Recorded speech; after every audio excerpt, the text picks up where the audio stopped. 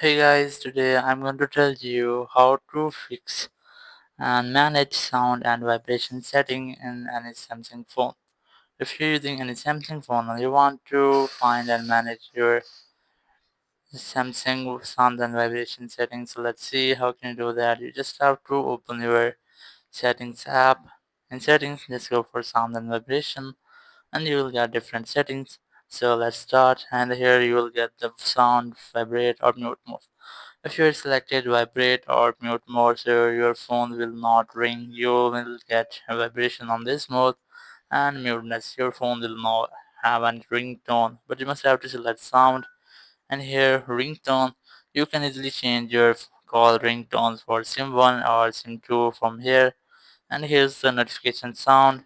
You can change your notification sound for SIM 1 or 2 from the settings.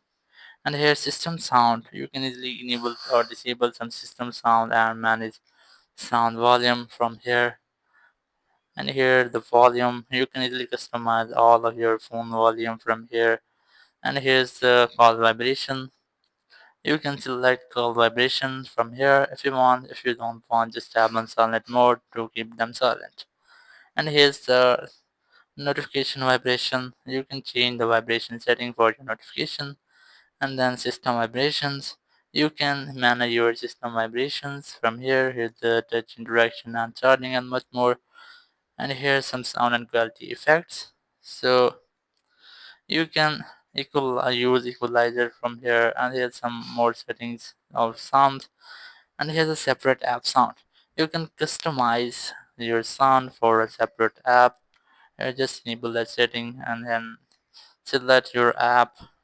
It might be these apps. Once you have selected, you can customize your sound for the selected apps.